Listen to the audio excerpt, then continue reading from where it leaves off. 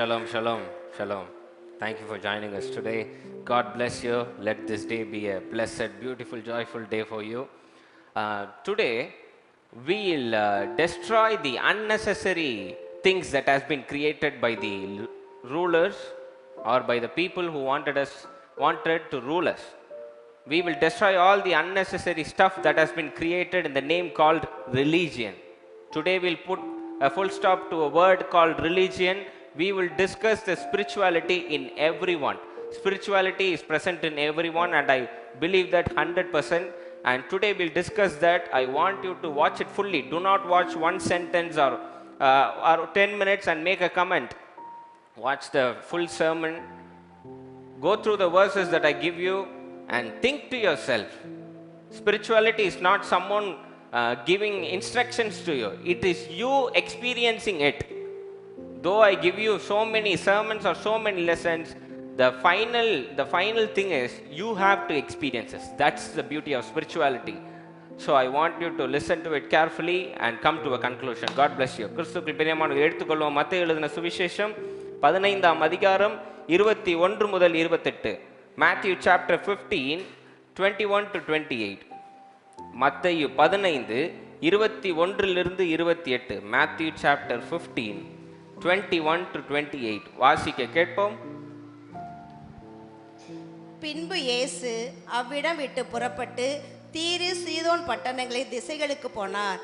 அப்பொழுது அந்த திசைகளில் குடியிருக்கிற கானானிய ஸ்திரீ ஒருத்தி அவரிடத்தில் வந்து, ஆண்டவரே, தாவீதின் குமாரனே, எனக்கு இரங்கும், என் மகன் பிசாசினால் கொடிய வேதனைப்படுகிறாள் என்று சொல்லி கூப்பிட்டாள். அவளுக்கு பிரதியுத்தரமாக அவர் வார்த்தையும் சொல்லவில்லை.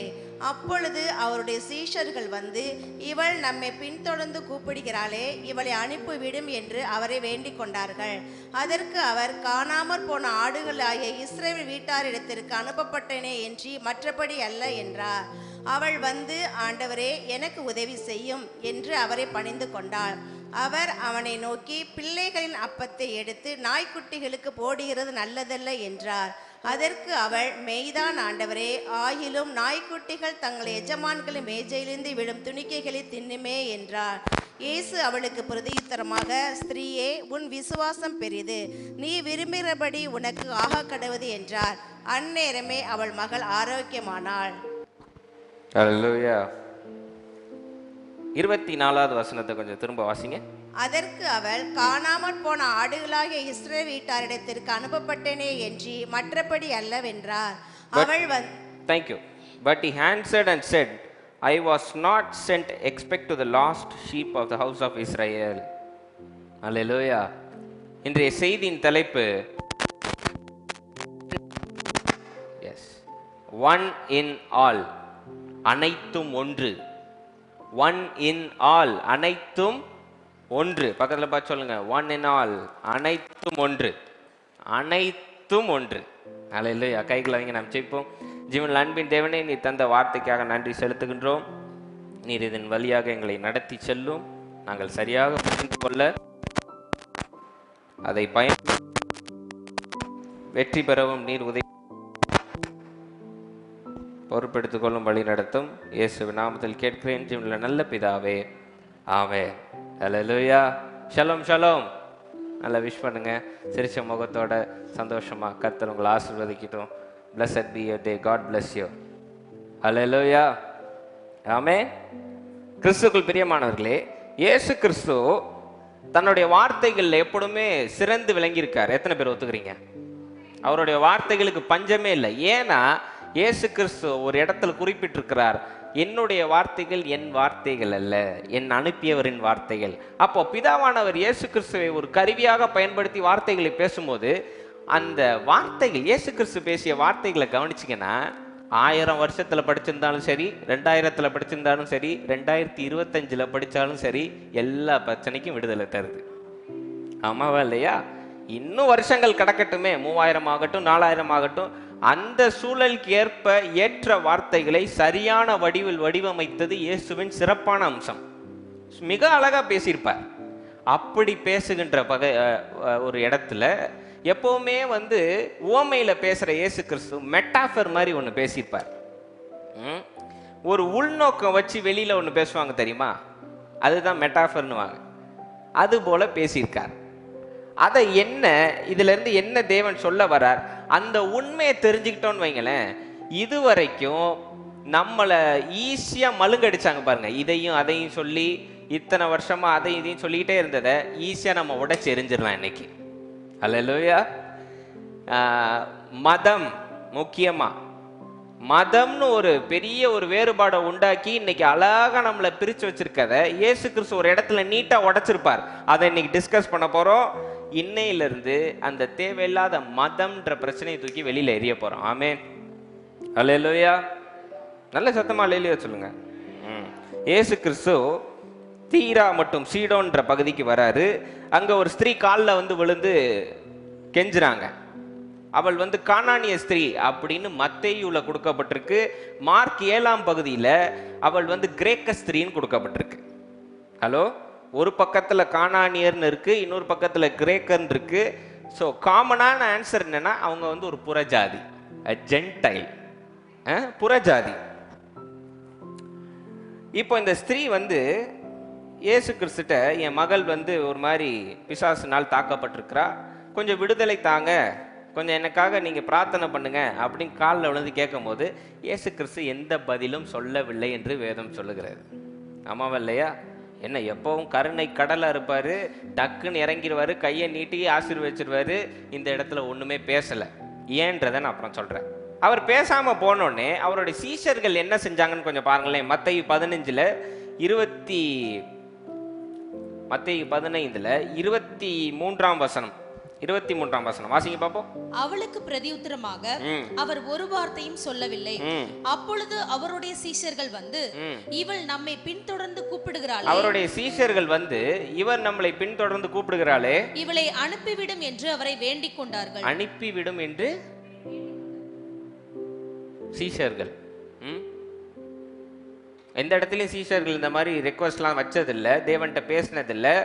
பிரெட் இல்லை ஆண்டவரே அப்படின்னும் போது ஒரு சொல்யூஷன் தான் கொடுத்தாங்க. பக்கத்தில் ஒரு ஊர் இருக்கு, அங்கே வேணா போய் தங்கிக்க சொல்லலாம், நல்ல விதமாக தான் பேசினாங்களே தவிர இந்த மாதிரி ஹார்ஷாக எங்கேயும் பேசலை.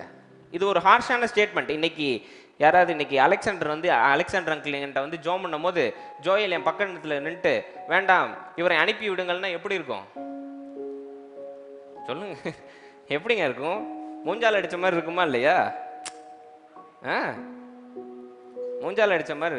ஒரு ஸ்திரீ வந்து காலில் விழுந்து கதறிக்கிட்டு இருக்கா, சீஷர்கள் அழகா வந்து இவளை அனுப்பி விட மாட்டவரே, நமக்கு தேவையில்லை அப்படின்றார். தொடர்ந்து வாசிங்க. அதற்கு அவர், காணாமல் போன ஆடுகளாகிய இஸ்ரவேல் வீட்டாரிடத்திற்கு அனுப்பப்பட்டேனே அன்றி மற்றபடி அல்லவென்றார். இயேசு கிறிஸ்து அதுக்கு மேல ஒரு பதில் ஒன்று சொல்றாரு. சரிங்களா? ஓகே, தொடர்ந்து வாசிக்க. அவள் வந்து, ஆண்டவரே எனக்கு உதவி செய்யும் என்று அவரை பணிந்து கொண்டாள். மீண்டும் பணிந்து கொள்றா. அவ விடுறதா இல்லை. இன்னைக்கு மீண்டும் காலில் விழுந்து தயவு செய்து எனக்கு உதவி செய்யுங்க அப்படின்னு சொல்றாங்க. ஓகே. அவர் அவளை நோக்கி பிள்ளைகளின் அப்பத்தை எடுத்து நாய்க்குட்டிகளுக்கு போடுகிறது நல்லதில்லை என்றார். ஹலோ, யார் இதை பேசியிருக்கான்னு பாத்தீங்களா? யார் பேசியிருக்கா? இயேசு கிறிஸ்து.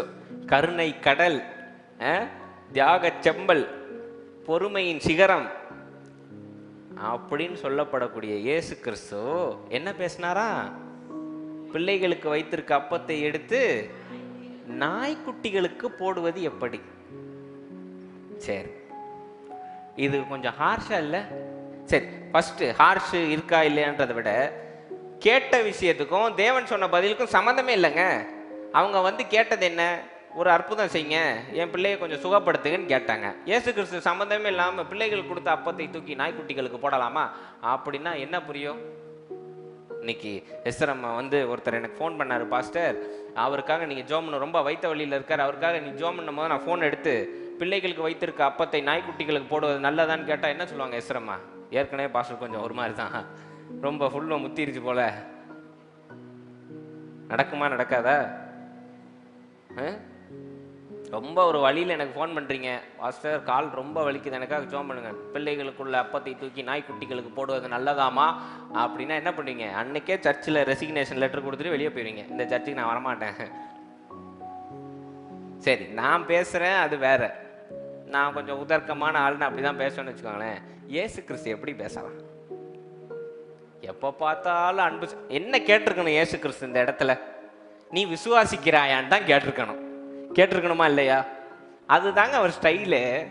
எத்தனை அற்புதம் எடுத்தாலும் விசுவாசிக்கிறியா இல்லையா, நம்புறியா இல்லையா, அற்புதம் நடக்குமா நடக்கா, இதை மட்டும்தான் கேட்டிருக்காரு. வேற எதுவும் பேசுறது கிடையாது. இந்த இடத்துல சம்பந்தமே இல்லாம பிள்ளைகளுக்கு வைத்திருக்க அப்பத்தை தூக்கி நாய், என்ன ஒருத்தி வந்து காலில் விழுந்து கதறி கேட்கும் போது நாய்க்குட்டிகளுக்கு தூக்கி போடலாமா? இது என்ன ஒரு ஹார்ஷான ஸ்டேட்மெண்ட்டுங்க. கொஞ்ச நேரத்துக்கு முன்னாடி தான் சீஷர்கள் வரட்டினாங்கன்னு பார்த்தா நம்பி வந்த இயேசு கிறிஸ்துவே இப்படி ஒரு ஹார்ஷான ஸ்டேட்மெண்ட் அப்படின்னா எப்படி இருக்கும் அந்த ஸ்திரீக்கு? சரி, கொஞ்சம் வரலாற்றை திருப்பி பார்த்தீங்கன்னா யூத குலத்துல ஒரு கன்சிடரேஷன் இருக்கும். என்ன அப்படின்னா, தாங்கள் தான் சிறந்தவர்கள், மற்ற எல்லாரையும், மற்ற புறஜாதி எல்லோருக்கும் அவங்க வைத்த பேர் நாய்கள், டாக்ஸ். புறஜாதினா நாயின்னு தான் சொல்லுவானே தவிர அதை மீறி வேற பேசவே மாட்டான். அப்படிதான் நடத்தவும் செய்வான். அதனால தான் இஸ்ரேலில் கோயில் இருக்கும் போது இவங்கெல்லாம் வரக்கூடாது, நீ வெளியில தான் இருக்கணும், நாங்கள் மட்டும்தான் உள்ள போவோம் அப்படின்ற ஒரு வழிமுறையும் கொண்டு வந்தது. கானானியராக இருக்கட்டும், கிரேக்கராக இருக்கட்டும், வேற எந்த ஊர் காரனா இருந்தாலும் புறஜாதினா நாய்க்கு சமமா நடத்துறவர்கள் யூதர்கள். ஹலோ, ஏன் சொல்லப்பட்டா மோசே தேவன்கிட்ட பரிந்து பேசி இஸ்ரேலை என்ன வாக்கிடுவாரு? தேவனுடைய மகன் ஆக்கிடுவாரு. ஆமாவல்லையா? இஸ்ரேல் யாருன்னு கேட்டீங்கன்னா தேவனுடைய மகன் அப்படின்னு சொல்லலாம். அந்த கர்வம் அவங்கள்ட்ட இருக்கும் இன்னுமேங்க. இன்னுமே இஸ்ரேல் டூர் போயிருந்தோம், போய் நமக்கு தான் சும்மா வெள்ளை தோல் வச்சுக்கிட்டு ஒருத்தர் போனால் தான் நம்ம வேடிக்கை பார்ப்போம்ல. வெள்ளைக்காரனை பார்த்தா வேடிக்கை பார்ப்பீங்களா இல்லையா? அவன் ஒரு மாதிரி இருந்தாலும் நம்ம வேடிக்கை பார்ப்போம், சார் வெள்ளை வெள்ளைன்னு இருக்கான்ப்பா அப்படின்னு. நாங்கள் இஸ்ரேல் டூர் போயிருந்தோம். அப்போ இந்த ரபிக்கல் இங்கே பிளாக் கலர் தொப்பி, பிளாக் கலர் ட்ரெஸ்ஸு, முன்னாடி இப்படி சடை போட்டிருக்கானுங்க. எப்படி இருக்கும் அப்பா அப்படின்னு இப்படி பக்கத்தில், இவ்வளோ பக்கத்தில் நின்று நான் ரோசன்லாம் இப்படி பார்த்துக்கிட்டு இருக்கோம். எங்களை இப்படி ஏறெடுத்து கூட அவன் பார்க்கல. யார் இது, எதுக்கு பார்க்குறாங்க? ஏன்னா அவங்களுக்கு அந்த ஒரு கெத்து, நாங்கள் தாண்டா, எங்களை மிஞ்சி வேற யாரும் இல்லை அப்படின்ற ஒரு பெரிய கர்வம் அவங்கள்ட்ட இன்னுமே இருக்கு. எழுதியே போட்டிருந்தாங்க, Indians and dogs are not அலௌடுன்னு. வச்சுக்குவோம், ஒரு நாள் வச்சுக்கலாம், இப்போ மன்னிச்சு விட்டுருவோம். Indians and dogs are not அலௌடுன்னு ஒரு இடத்துல அந்த அளவுக்கு கர்வம் ஜாஸ்தி, பயங்கரமா. நீ யாரா என்ன அப்படின்னு. ஒரு ரீசெண்டாக நான் கேள்விப்பட்டேன், ஒரு பாஸ்டர் போய் அங்கே மெசேஜ் கொடுத்துருக்காரு ரபிக்கல் மத்தியில். அப்போ அவர் லிஃப்ட்டில் இறங்கி வரும்போது அவர் கூட ஒரு ரபி நின்று சொன்னானா, நீலாம் பேசி நீ கேட்கணும்னு எங்களுக்கு இருக்கு அப்படின்னு. நான் என்னங்க, நம்ம என்ன தாழ்த்தப்பட்டவர்களா? நம்மளும் அதே தோல் சதை ரத்தம் கொண்டவர்கள் தானே அப்படி சொல்லியிருக்கானுங்க. அப்படிப்பட்ட கர்வம் கொண்டவனுங்க புறஜாதினாலே நாய் மாதிரி தான் நடத்துவானுங்க. புரியுதா உங்களுக்கு? இந்த சோசன்ற சீரீஸ் பார்த்தீங்கன்னா உங்களுக்கு தெரியும், இயேசு கிறிஸ்து அதெல்லாம் தெரியாமல் கானானியருக்குள்ளே போயிடுவார். அந்த கோபம் இருக்கும் போது இயேசு கிறிஸ்து மேலே கல்லெறிஞ்சிருவானுங்க டக்குன்னு. யோவானுக்கும் யாக்கோபுக்கும் பயங்கர கோபம் வந்துடும். சொல்லுவாங்க, வானத்திலேருந்து அக்கினி இறக்கி உங்களை பஸ்பமாக்கிருங்க ஆண்டவரே அப்படின்னு. ஆண்டவர் சிரிச்சுக்கிட்டே வருவார். அப்படி அந்த ஒரு எனிமிட்டி இருந்துகிட்டே இருந்தது அவங்களுக்கு.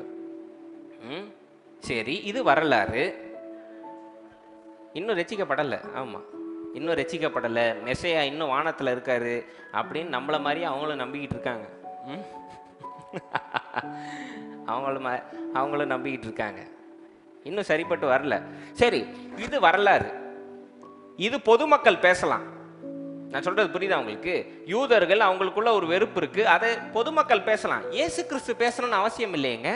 இயேசு கிறிஸ்து ஏன் நாய்கள்னு குறிப்பிடணும்? கேட்டு வந்தது சுகம், அதை தான் பேசியிருக்கணும். சம்பந்தமே இல்லாம எதற்கு இதை பேசணும்? சரி, இதை பேசிட்டார். அதற்கு அந்த ஸ்திரீ என்ன பதில் சொன்னா சொல்லுங்க பாப்போம், வாசிங்க பாப்போம்.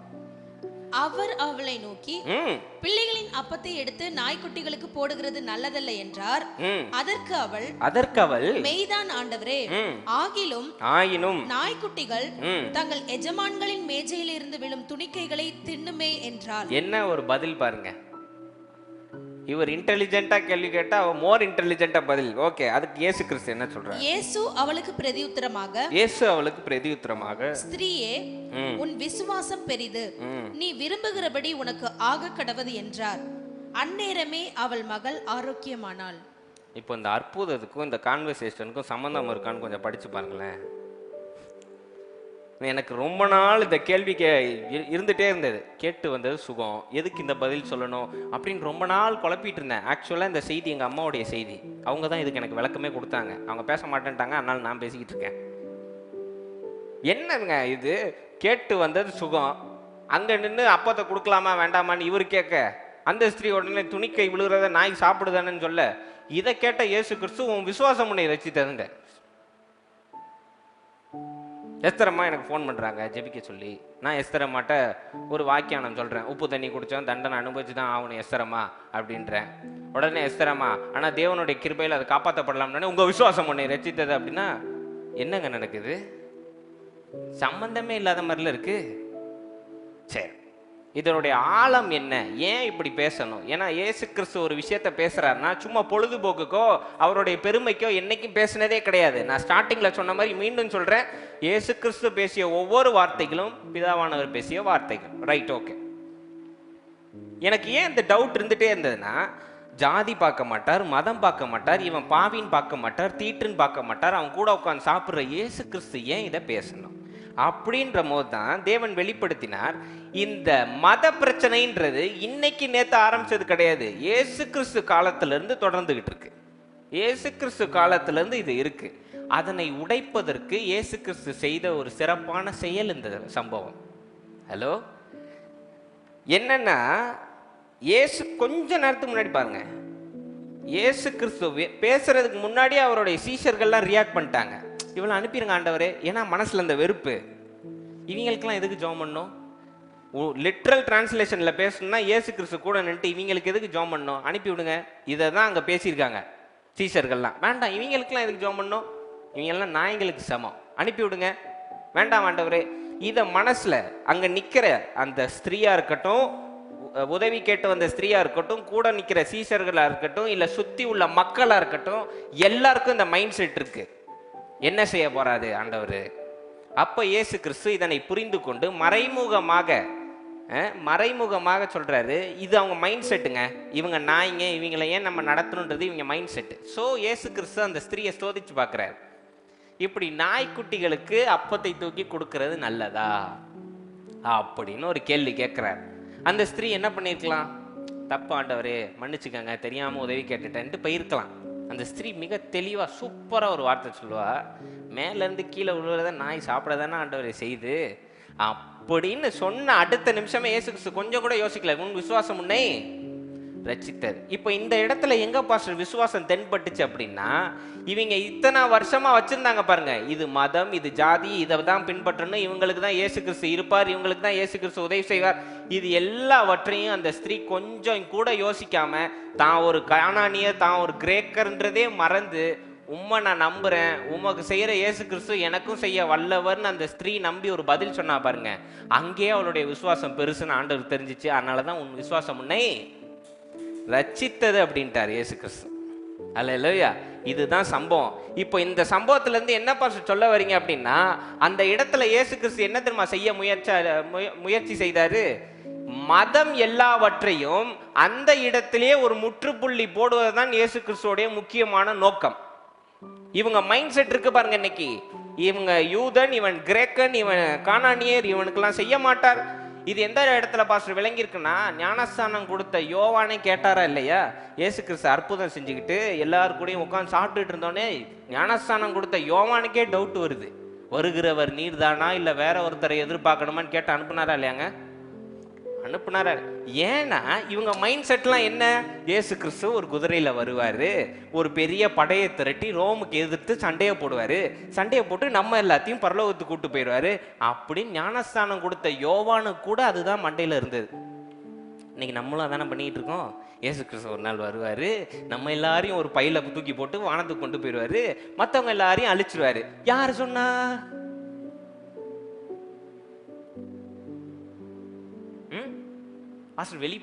வெளிப்படுத்தின விசேஷத்தை புரிஞ்சா பேசுங்க, இல்லைன்னா வேண்டாம், பேச வேண்டாம். சும்மா லிட்ரலா படிச்சுட்டு அங்கிருந்து ஒன்று தோன்றுறது இங்கே யாரும் பேச வேண்டாம். நிறைய பேர் பேசுறதை நான் பார்த்துக்கிட்டு இருக்கேன், மக்களை பயமுத்திக்கிட்டு இருக்கீங்க இதை வச்சு, இந்த ஆண்டவர் அங்கே வந்துடும், இந்த அதெல்லாம் If you need explanation, you can knock my door at any time and I'll give explanation with proof and points. That is in the Bible. Don't create unnecessary stuff. இன்னைக்கு நேத்தோ இயேசு கிறிஸ்து அதை பேசலங்க. அன்னைக்கே மதத்தை உடைத்தெறியணுன்றதுக்கு தான் அவர் மனித ரூபமே எடுத்தார். அது தெரியுமா உங்களுக்கு? தேவன் எல்லோருக்கும் சமம்னு பேசிட்டாரு. சாலமோன் மூலியமா ஆலயத்தை எழுப்பியும் காட்டிட்டாரு. அனைவருக்குள்ளும் நான் இருக்கிறேன்னு புரிய வச்சு யாருக்கும் புரியல. அதனால இயேசு கிறிஸ்து அனுப்பி மீண்டும் பேசுறாரு. இயேசு கிறிஸ்து வந்து 2000 வருஷம் கழிச்சு இன்னைக்கு நமக்கான பெரிய பிரச்சனை என்ன? மதம். மதம். யானைக்கே மதம் பிடிக்க கூடாதுன்னு வாங்க, மனுஷனுக்கு பிடிச்சா நல்லதா? ஹலோ, பக்கத்துல பார்த்து கேளுங்க.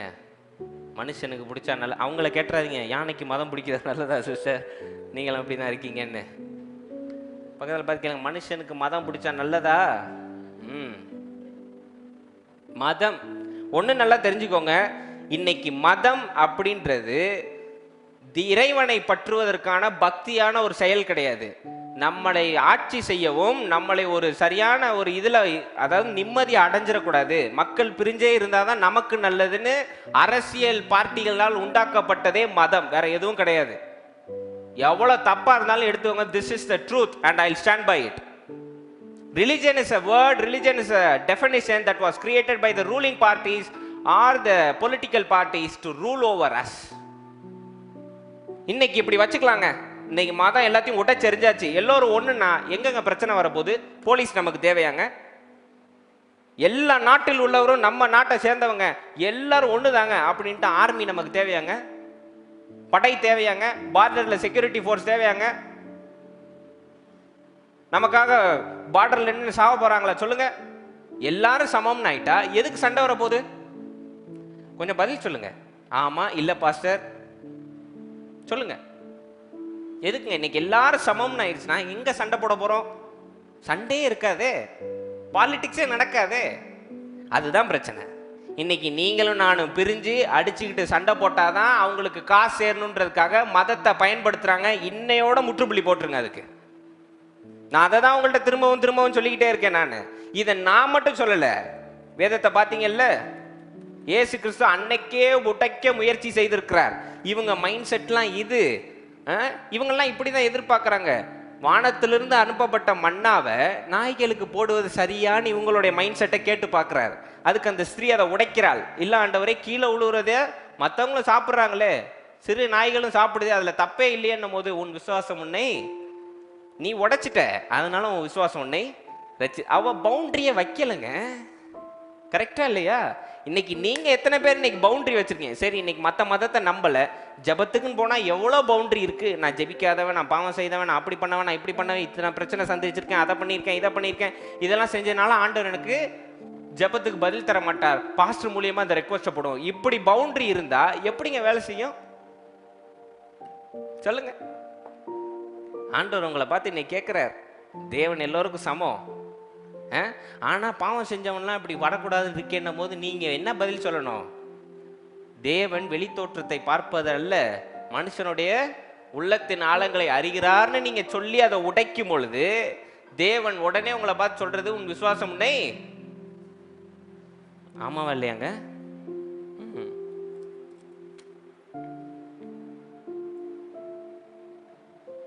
இன்னைக்கு நம்மளுடைய பெரிய பிரச்சனை மதம்.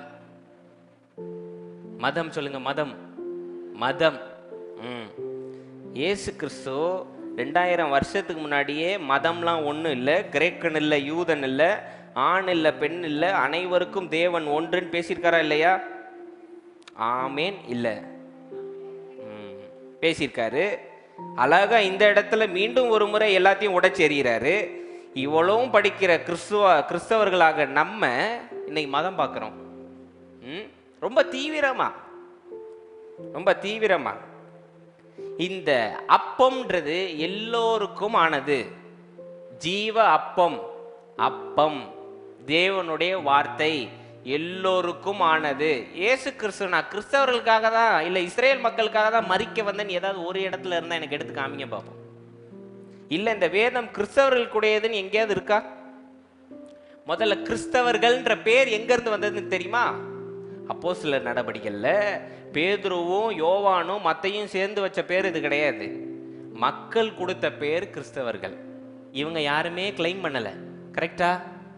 12ஆம் பக்கத்துல இருக்கு, அப்போஸ்தலர் 12ல இருக்கு, வீட்டில் போய் வாசிங்க. கிறிஸ்தவர்கள்ன்ற பேர் கூட நம்மளே வைக்கலங்க. மக்களா கிறிஸ்துவ பின்பற்றுறாங்க, அதனால இவர்கள் பேர் கிறிஸ்தவர்கள்னு வச்சாங்களே தவிர இங்க எங்கேயுமே அந்த வேறுபாடு இல்லையேங்க. இயேசு கிறிஸ்து அதை உடைக்கிறதுக்கு தானங்க வந்தாரு. பாவி, படிச்சவன், படிக்காதவன், இவன் அவன், இந்த வேறுபாடுகள் இருந்தது.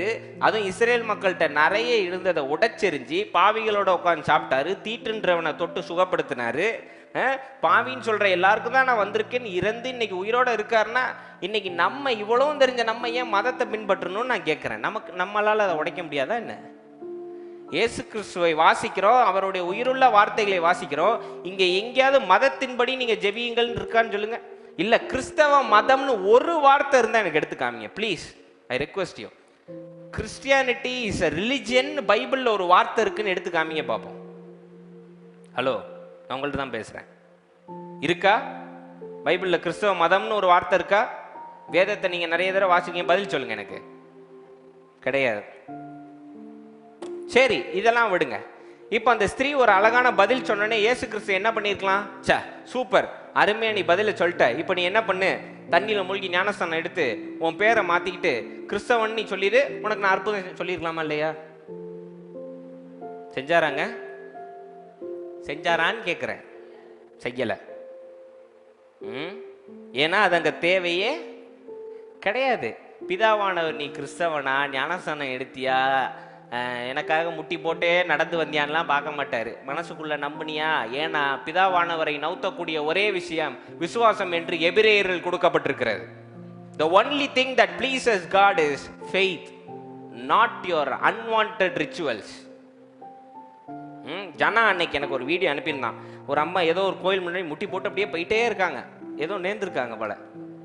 சரி, நான் என்ன கேட்குறேன், தேவன் நீ முட்டி போட்டு நடந்தியா, காலில் புண்ணா இருக்கான்லாம் பார்க்க மாட்டார். முட்டி போட்டு நடக்கும்போது நம்புனியான்னு தான் பார்ப்பார் தேவன். நீங்கள் முட்டி போட்டு நடந்து எல்லாம் நடந்துடணும் எந்திரிச்சு நடக்குமா அப்படின்னு கேட்டால் முட்டி போட்டது வேஸ்ட்டு. உங்களுக்கு புரியுற மாதிரி சொல்லணுமா? சரி, நீங்கள் ஃபாஸ்டிங் இருப்பீங்கல்ல, 40 days ஃபாஸ்டிங், 39 நாள் காலையில் எந்திரிச்சு சாப்பிட மாட்டேன், ஏன்னா எந்திரிக்கிறதே 12 மணிக்கு, straight to lunch. Super fasting, well done fasting. அந்த 40 நாள் ஜோம் பண்றீங்க, ஆண்டவரே எனக்கு வேலை கிடைக்கணும், ஆண்டவரே எனக்கு வேலை கிடைக்கணும், நல்ல வேலை கிடைக்கணும், நல்ல திருமணம் இருக்கணும், நல்லா சுருட்ட முடியா உள்ள பொண்ணா எனக்கு கிடைக்கணும், அப்படி கிடைக்கணும், இப்படி 40 நாள் ஜோம் பண்றீங்க. 41வது நாள் ஒருத்தட்ட பேசும்போது ஜோம் பண்ணியிருக்கேன் நடக்குமான்னு பார்ப்போம் அப்படின்னா 40 நாள் வேஸ்ட்டு.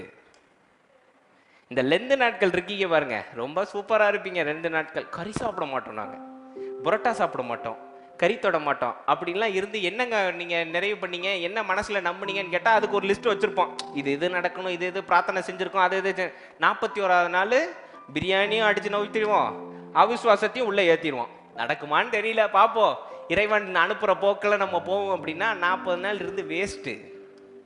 நான் சொல்றது சரிதானே? சொல்றது சரியா இல்லையா? இன்னைக்கு இப்படி வச்சுக்கலாம். இன்னைக்கு இந்த சர்ச்சை ஒரு பெருசா ஒரு 5 ஏக்கர்ல கட்டியாச்சு. அப்போ நீங்க ஒரு பொருத்தனை செஞ்சிட்டீங்க, ஆண்டவரே எனக்கு ஒரு அற்புதம் செஞ்சிட்டீங்கன்னா நான் 5 ஏக்கரையும் சுத்தி வரேன்னு. 5 ஏக்கரையும் சுத்தி ஆண்டவருடைய பாட்டு பாடிக்கிட்டே சுத்தி வரீங்க.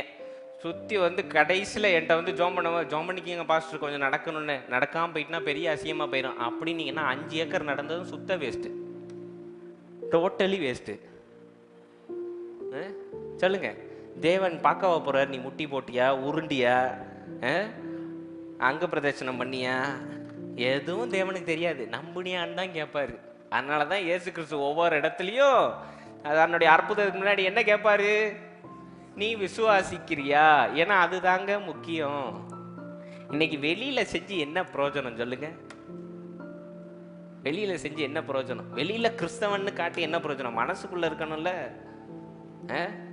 வெளியில பாட்டு பாடினா போதாது, மரணமே உன் கூரெங்கேன் உள்ள பயப்படாம இருக்கணும். வெளியில இன்னைக்கு பேசக்கூடாது, யாக்கோபுக்கு விரோதமான மந்திரவாதம் இல்லை, இஸ்ரவேலுக்கு விரோதமான குறி சொல்லுதும் இல்லை, நைட்டு 12 மணிக்கு அடிக்க கூடாது. சல் சல்னு சத்தம் கேட்கு, பாஸ்டர் கொஞ்சம் ஜெபம் பண்ணுங்க. இங்கே பல பல பலன்னு யார் வேணாலும் பேசலாம். நிறைய பேர் நான் பார்த்துருக்கேன் நம்ம சபையில் கூட. அப்படியே பல பல பல பல பலவாங்க, அப்படி வார்த்தைகளை மனப்படாமல் சொல்லுவாங்க. நமக்கு குற்ற மனசாட்சி ஆயிரும், என்னடா நம்மளோட நிறைய பைபிள் படிச்சிருக்கானேன்னு. அனுபவத்தில் சொல்கிறேன். நாங்கள்லாம் பாஸ்டர் பசங்க வேறையா, ரொம்ப குற்ற மனசாட்சி ஆயிரும். ஏன்னா வந்து பேசுவானுங்க பாருங்க, யூனோ காட் கேம் வித் ஸ்வார்டுன்னு வானுங்க. எங்களுக்கெல்லாம் நம்மலாம் ஒரு நேரமும் பார்க்கலையே. என்ன தமிழில் சொல்கிறேன், புரியுற மாதிரி சொல்கிறேன். இங்கே நான் இப்போ ஜோம் பண்ணிக்கிட்டு இருந்தேன், தேவதூதன் ஒரு பட்டயத்தோடு வந்து நின்னான்வானுங்க. நான் எங்கள் கண்ணுக்கெல்லாம் தெரிய மாட்டேங்குதே. அப்போ அந்த அளவுக்கு பாவம் பண்ணியிருக்கோம் போல நாங்கள்லாம் குற்றமான சாட்சியோடு உட்காந்துருப்போம். அப்படி சொல்லிட்டு இல்லாத அட்டூழியெல்லாம் பண்ணிக்கிட்டு இருக்கோம் அந்த கேஸு. இப்போ தான் புரியுது. வெளியில் இன்னைக்கு பேசிடலாம், அப்படியே கரைச்சி குடிச்சு. எங்கள் குடும்பத்தில் ஒருத்தர் இருக்காரு, அவர் பேர்லான்னு சொல்ல விரும்பல, கரைச்சி குடிச்சுப்பாரு. சரியான சைக்கோபாத்து. 2 குடும்பத்தை அப்படி பத்தி விட்டுட்டு உட்காந்து வேடிக்கை பார்க்கும். அது கரைச்சி குடிச்சு என்ன பிரயோஜனம்? அப்படியே இன்னைக்கு வசனம் யாக்கோபுல சொல்லப்பட்டிருக்கு, எபிரேயர்ல சொல்லப்பட்டிருக்கு, எஸ்ரால சொல்லப்பட்டிருக்கு, நாகும்ல சொல்லப்பட்டிருக்கு, உபதயால இருக்கு, அப்படி இருக்கு இப்படி இருக்கு. மனசுக்குள்ள ஏறுனுச்சா? வாழ்க்கையில செயல்படுத்துறீங்களா? அப்புறம் எங்க சொல்லுங்க. இன்னைக்கு அறிக்கைகள், இன்னைக்கு எஸ்ரம்மா அழகா இன்னைக்கு வார வாரம் அறிக்கைகள் சொல்றாங்க. எத்தனை பேர் அந்த அறிக்கையை நம்பி தூங்குறீங்க? ஹலோ, ஒரு அறிக்கையில ஒரு அறிக்கை சொல்லுங்க பாப்போம். அந்த பாயிண்ட்ஸ்ல சொல்லுங்க. தேவனிடத்தில் இருந்தவரும் தேவனோடு இருப்பவரும் குமாரனும் ஆகிய இயேசு கிறிஸ்துவை. ஓகே, அடுத்தது சொல்லுங்க. இயேசு கிறிஸ்துவின் ரத்தம் என்னையும் பாவங்கள், சாபங்கள், பாரம்பரியங்கள், எதிரான மனுஷிக வல்லமைகள் அனைத்தையும் நீக்கி பரிசுத்தப்படுத்தி இருக்கிறது. ஆனா சிஸ்டர், உங்க வாழ்க்கை எப்படி இருக்குன்னு கேட்டா, நான் ஒரு பாவி பிரதர். Well done. சொல்றது ஒண்ணு, நம்புறது இன்னொன்னு. இது மாதிரி 9 பாயிண்ட் எஸ்திரமா வார வாரம் சொல்லி மனப்படமா இருக்கு. இன்னைக்கு தூக்கத்தில் எழுப்பி ரத்தத்தின் அறிக்கை சொல்லுங்க. தேவனிடத்தில் இருந்தவரும் தேவனோடு இருப்பவரும் தேவகுமாரனும் ஆகிய. சங்கீதம் 23 மனப்படமா இருக்கு. காலையில எந்திரிச்சோடனே அரை தூக்கத்திலே சொல்லுறீங்களா இல்லையா? கர்த்தர் என் மெய்ப்பரா இருக்கிறார், நான் தாழ்ச்சி அடையேன். அவர் என்னை புல்லுள்ள இடங்களில் மேய்த்து அமர்ந்த. டைம் ஆயிடுச்சு, எந்திரி சனியனே, கொண்டு போய் விடுகிறார். அவரின் ஆத்மாவை தேற்றி தம்முடைய நாமத்தின் நிமித்தம். மரண இருளின் பள்ளத்தாக்கில் நடந்தாலும் நாள் ஃபுல்லு மரண இருள் தான். இதுல வார்த்தை மட்டும், மரண இருளின் பள்ளத்தாக்கில் நடந்தாலும் பொல்லாப்புக்கு பயப்படேன், தேவரீரனோடு கூட இருக்கிறீர், உமது கோலும் தடியும். அன்னைக்கு ஒரு நாள் பில்லு கட்ட லேட்டா சொன்னோன்னே கேட்க வேண்டியது, எங்க இருக்கீங்க? ஜோம் பண்றது கேக்குதா இல்லையா உங்களுக்கு?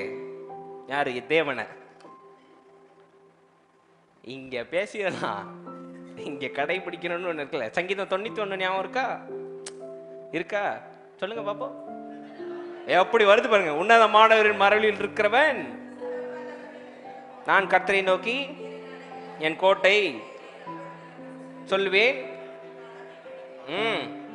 அவர் தம் சிறகுகளாலே என்னை மூடுவார், அவர் செட்டைகளே நான் அடைக்கல போவேன், அவருடைய சத்தியம் எனக்கு பரிசையும் கேடவும் ஆகும். அந்த லைனுக்கு வாங்க. இரவில் உண்டாகும் பகலில் பறக்கும் அம்புக்கும் கொள்ளை நோக்கியும் சங்காரத்திற்கும் நான். திரும்ப சொல்லுங்க, நான். அதுக்கு தான் பயந்துகிட்டு இருக்கு இன்னைக்கு. வார்த்தையை பார்த்தீங்களா இல்ல? இருளில் நடமாடும் கொள்ளை நோக்கி மதியானத்தில் பயப்படாது இருப்பேன். சத்தம் அப்படி ஓஹோன்னு வருது. ஆனா வாட்ஸ்அப்ல பார்த்து நம்பிக்கிட்டு இருக்கோம். இடியாப்பம் சாப்பிட்டா செத்து போயிடுவாங்களாம், இன்னையெல்லாம் சாப்பிட வேண்டாம். ஊத்தப்பம் சாப்பிட்டா நெஞ்சு அடைச்சிருமா, வேண்டாம். இருமல் வருது, கொரோனாவா இருக்குமோ? வசனம் எங்க போச்சப்போ? வாங்க வாங்க. அதுதான் எங்க அம்மா. பார்த்தீங்களா?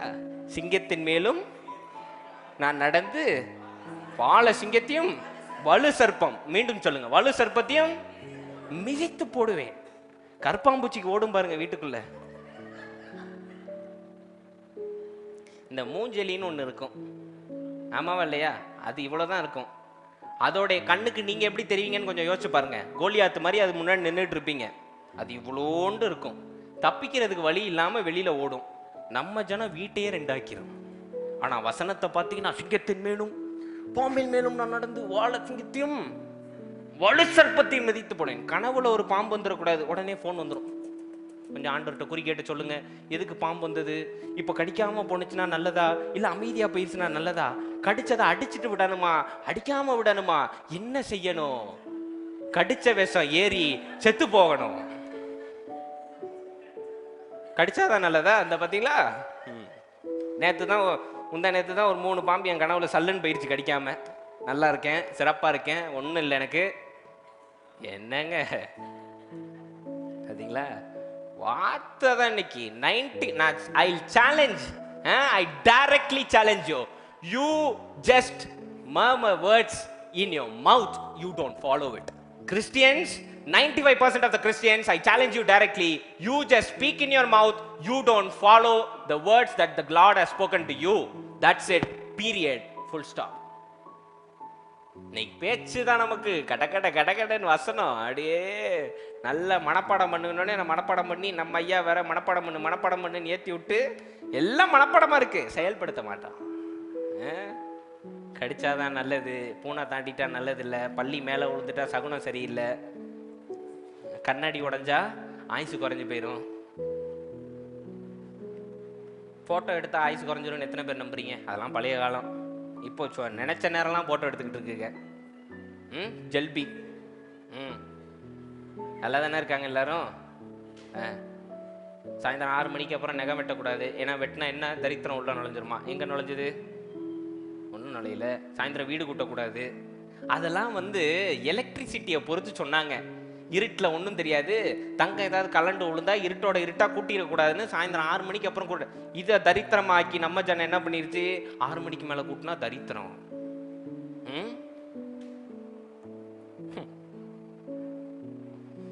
இயேசு கிறிஸ்து இதெல்லாம் உடைச்சி நமக்கு அருமையான வசனங்களை கையில கொடுத்துட்டு போனா, இன்னைக்கு நீங்களும் நானும் இன்னைக்கு அவங்க சரியில்லை, இவங்க சரியில்லை, இவன் சரியில்லை, அவன் சரியில்லை, அவன் பூஜை சரியில்லை, இவன் செய்யற சரி, நீங்க செய்யற சரியா, இன்னைக்கு நம்மளே ஃபாலோ பண்றது இல்லை. வேதம் கையில இருக்கு, ஃபாலோ பண்றது இல்லை. இதுல எப்படி மத்தவனை பார்த்து நீங்க கை காட்டுறீங்க?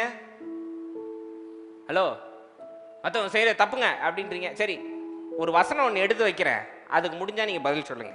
1 கொரிந்தியர் 12:4-7 வாசிங்க. 1 Corinthians 12:4-7. 1 கொரிந்தியர் 12:4-7. வரங்களில் வித்தியாசங்கள் உண்டு, ஆவியானவர் ஒருவரே. ஆவியானவர் ஒருவரே. ஊழியங்களிலேயும் வித்தியாசங்கள் உண்டு, ஊழியங்களில் வித்தியாசங்கள் உண்டு. கர்த்தர் ஒருவரே. கர்த்தர் ஒருவரே. கிரியைகளிலேயும் வித்தியாசங்கள் உண்டு, எல்லாருக்குள்ளும் எல்லாவற்றையும் நடப்பிக்கிற தேவன் ஒருவரே. அந்த வார்த்தை அண்டர்லைன் பண்ணீங்க. எல்லாருக்குள்ளும் எல்லாவற்றிலும் கிரியை செய்யும் தேவன் ஒருவரே. வாசிங்க. ஆவியினுடைய அனுக்கிரகம் அவனவனுடைய பிரயோஜனத்திற்கு என்று அளிக்கப்பட்டிருக்கிறது.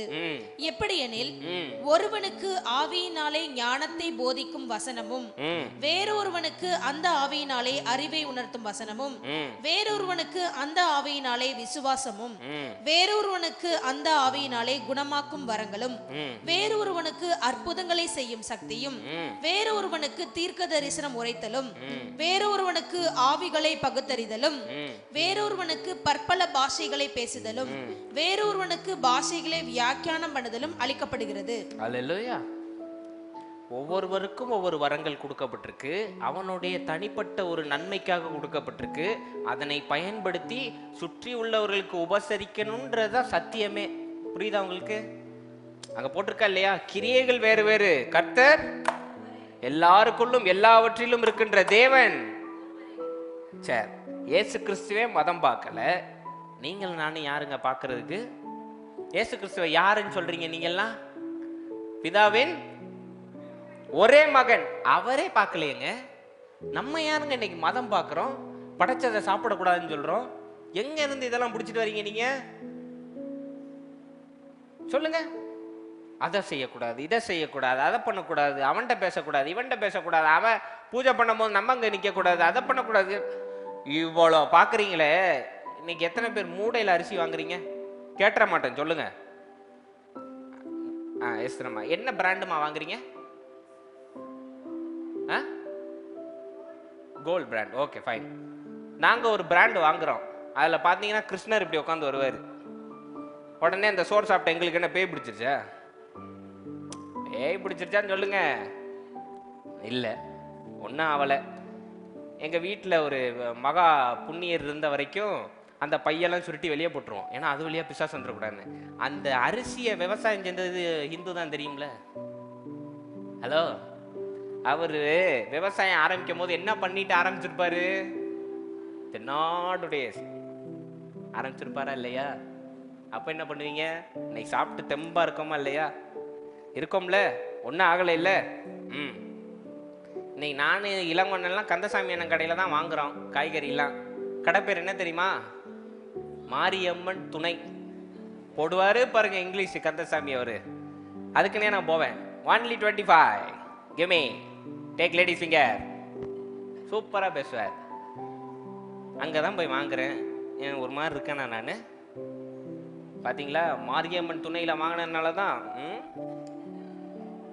சும்மா விளையாட்டுக்கு சொன்னேன். ஒன்றும் ஆகலையேங்க. சங்கீதாஸில் எத்தனை பேர் சாப்பிட்ருக்கீங்க? சும்மா சொல்லுங்க, கண்ணை போட மாட்டேன். படைச்சதை சாப்பிடக்கூடாதுன்றீங்களே, அவன் ஆரம்பிக்கும் போதே படைச்சு தான் ஆரம்பிக்கிறான் தெரியுமா? போனோடனே ஒரு செட் பூரி அப்படின்னு பூரி படைச்சு தான் வருது, தெரியுதுல்ல? என்ன பண்ணுறீங்க? இன்னைக்கு சண்டே. எத்தனை பேர் கறி வாங்க போறீங்க? பொய் சொல்லாம சொல்லணும். எந்த கடையில் போய் வாங்குறீங்க? கிரேஸ் கறி சென்டர், அங்கேயே போய் வாங்குறீங்க. யார் கடையில் வாங்குறீங்க? நம்ம பாய் தான். ஆமாவா இல்லையா? பாய் கடையில் தான் வாங்குறோம். ஏதாவது அனுச்சா என்ன? எனக்கு தெரிஞ்ச ஒரு பாய் கடை வச்சிருக்காரு. அவர் கடையில் நான் பிரியாணி வாங்கி சாப்பிடுவேன். வினோத்தனை ரெகுலராக எனக்கு பார்சல் அனுப்பிடுவார் அங்கேருந்து. ஜம்முன்னு இருக்கும். பாய் என்னுடைய நல்ல ஃப்ரெண்டு. ஒன்றும் ஆகலையேங்க. என்ன இன்னைக்கு மதத்தை வச்சு இன்னைக்கு நம்ம வேறுபாடு? இயேசு கிறிஸ்துவே பார்க்கலன்னும் போது நம்மளாம் ஏன் பார்க்கணும்னு நான் கேட்குறேன். இன்னைக்கு நான் ஜெபத்துக்கு மெசேஜுக்கு முன்னாடி அதை தான் சொல்லி ஜோம் பண்ண சொல்லியிருந்தேன். எங்கள் சர்ச்சில் யூடியூப்ல உள்ளவங்க இதை நல்லா தெரிஞ்சுக்கோங்க. அரசியல் கூட்டம் வைத்திருக்கிறார்கள். தேவையில்லாத மத கலவரத்தை உண்டாக்கணும்னு தேவையில்லாத வேலைகள் பார்த்துக்கிட்டு இருக்காங்க. மக்கள் விழிச்சுக்கோங்க, நமக்கு எந்த பிரச்சனையும் கிடையாது. மதம் நமக்கு பிரச்சனை கிடையாது. இந்தியாவோட ஒரு பெரிய ஸ்ட்ரென்த் என்ன தெரியுமா? யூனிட்டி இன் டைவர்சிட்டி, பிரிவில் ஒற்றுமை. இன்னைக்கு இங்க இந்தியாவில் பலவிதமான மதங்கள் இருக்கலாம், ஆனா ஒற்றுமைன்னு வந்துருச்சுன்னு வைங்க, நம்மளை அசைக்க எவனாலையும் முடியாது. அதனாலதான் இந்தியா இன்னும் எத்தனை பேர் வந்து ஆட்டையை போட்டு போனாலும் இன்னும் நல்லா நிக்குதா இல்லையா? நிக்குதா இல்லையாங்க? பிரிட்டிஷ்காரன் வந்து முக்காவாசி எடுத்துட்டு போயிட்டான், திரும்ப வரல. நம்ம இன்னைக்கு பிரிட்டிஷ்காரன் பேங்க் கரப்சி ஆக போறான், நம்ம ஆக மாட்டோம். ஏன்னா நம்மளுடைய ஒற்றுமை அப்படி, நம்மளுடைய ஆன்மீகம் அப்படி, இந்த நிலம் அப்படிப்பட்ட நிலம். நல்லா புரிஞ்சுக்கோங்க. இன்னைக்கு இந்த மதம் வேறுபாடு இதெல்லாம் மற்றவங்க உருவாக்குனது.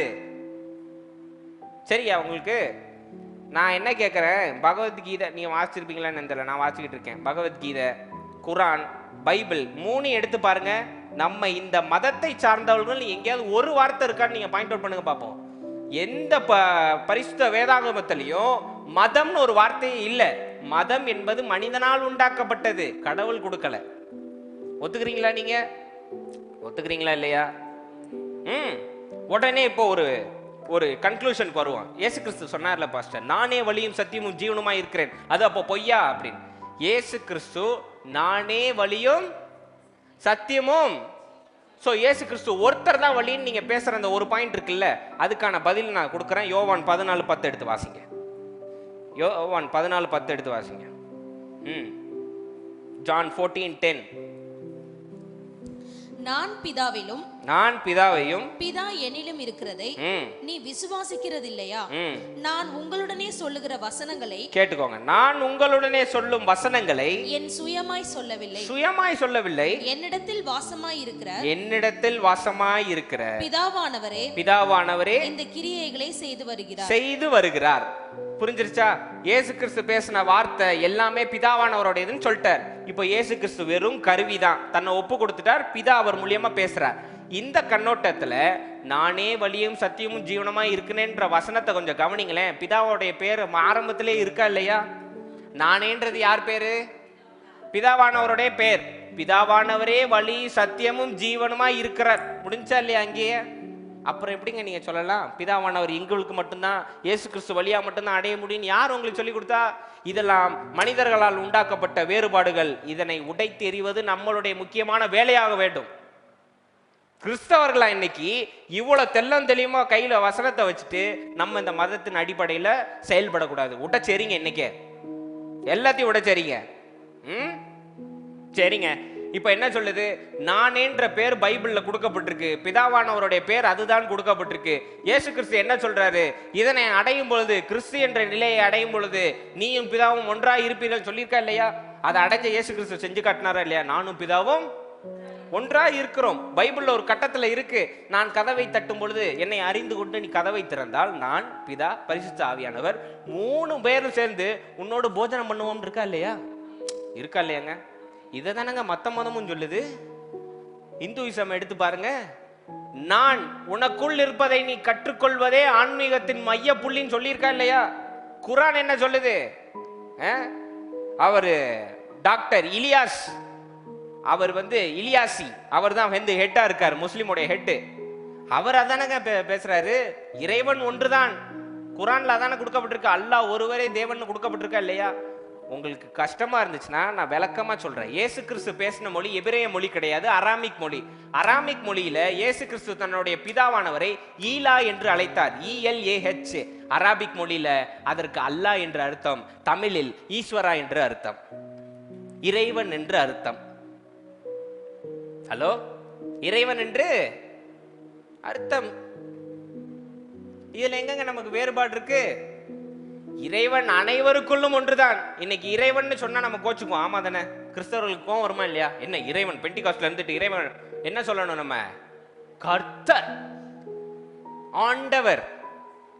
இப்படி கோவப்படுறீங்களே ஐயா. டிஜிஎஸ் தினகரன் ஐயா ஒரு பாட்டு பாடினார், இறைவா உம்மருள் காண செய்யும் பாடினாரா இல்லையா? கோச்சுக்கிட்டு கேஸ் போட வேண்டியதானே? அது இப்படி இறைவான்னு சொல்லலாம், சர்ச்சுக்கு வரமாட்டேன்னு போவ, அங்க மட்டும் போக தெரியுதுல்ல. ஏத்துக்கிறோம், ஐயா சொன்னா சரியா தான் இருக்கும், நாங்க சொன்னா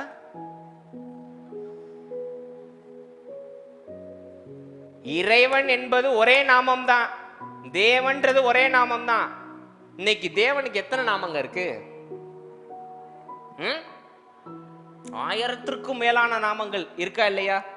சரி, யெகோவா ராஃபா அப்படின்றீங்க, அதை மட்டும் சொல்லிக்க வேண்டியதானே? கூட அதோடைய அர்த்தத்தை சொல்றீங்களே, என்ன சொல்றீங்க? சுகம் தரும். ராஃபா என்பது எபிரேய வார்த்தை, சுகம் தரும் தெய்வம் என்பது தமிழ் வார்த்தை. அதனுடைய புரிதல் அதை தான் சேர்த்து சொல்றோம். இன்னைக்கு இயேசு கிறிஸ்துவ தமிழ்ல ஈசன்னு கூப்பிட்டா தப்பு இல்லையேங்க, பரம்பொருள்னு பிதாவானவரை கூப்பிட்டா தப்பு இல்லையேங்க. சரி, உங்களுக்கு விளக்கமா சொல்றேன். ஒரு படத்துல கிறிஸ்தவ படம் ஒன்று எடுத்திருக்காங்க, ஐந்தவித்தான்னு, ஃப்ரீயா இருந்தீங்கன்னா உட்காந்து பாருங்க. அதுல அந்த பிரதர் ஒருத்தர் அழகா சொல்ற, நாராயணன்ன்றது கிறிஸ்தவ பேர். எத்தனை பேர் ஒத்துக்கிறீங்க? நாராயணன். சரி, நான் அதுக்கு பதில் சொல்லவா? நார்னா நீர் என்று அர்த்தம், ஆயன்னா அமர்ந்திருப்பது என்று அர்த்தம்.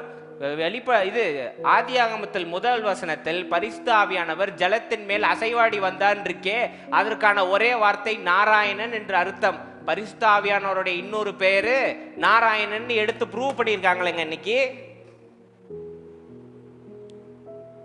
ஹலோ, உங்கள்ட்ட தான் பேசுறேன் நான். நம்ப மாட்டீங்கன்னா நம்ம சர்ச் குரூப்ல அந்த படத்தோடைய லிங்கை நான் போட்டு விடுறேன், ஃப்ரீயா இருக்கும் போது உட்காந்து பாருங்க.